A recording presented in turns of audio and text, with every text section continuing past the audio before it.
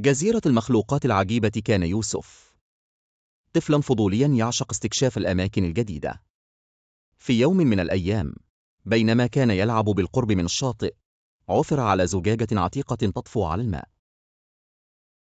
فتحها بفضول ليجد بداخلها خريطة قديمة مرسومة بعناية تشير إلى جزيرة في مكان مجهول. كانت ملاحظة صغيرة مرفقة بالخريطة تقول: ليكتشف أسرار الجزيرة العجيبة. لكن تذكر، الشجاعة والصداقة هما مفتاح العودة. يتحمس يوسف للفكرة وقرر الانطلاق في مغامرة لا تنس. صنع قاربا خشبيا بسيطا من الأخشاب الموجودة على الشاطئ، وانطلق نحو وجهته المجهولة. بعد ساعات طويلة من الإبحار، بدأت تظهر في الأفق جزيرة غريبة محاطة بضباب كثيف.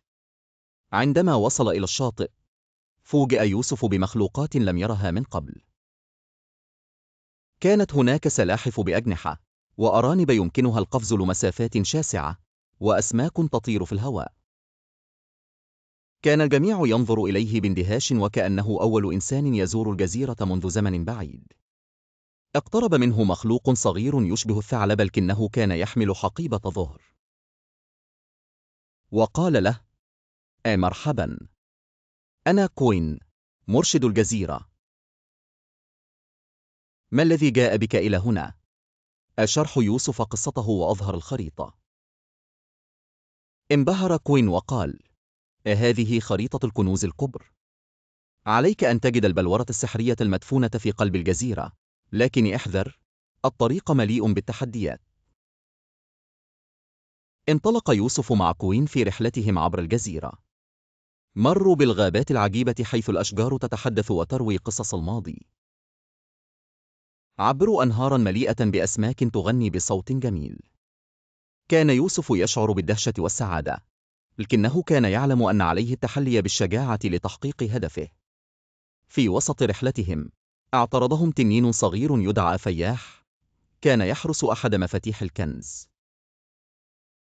قال التنين: لن أسمح لك بالمرور إلا إذا أجبت على لغزي. ده فكر يوسف بعمق، وعندما أجاب بشكل صحيح، ابتسم التنين وقال: يا أنت ذكي وشجاع، سأساعدك. ورافقهم التنين في بقية الرحلة.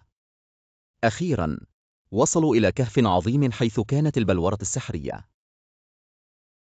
لكن الكهف كان محروسا بوحش عملاق. لم تكن القوة خيارا، ففكر يوسف بذكاء وأقنع الوحش بأنه لا يريد أخذ البلورة لنفسه، بل لإعادة التوازن إلى الجزيرة. تأثر الوحش بكلماته وسمح لهم بالدخول.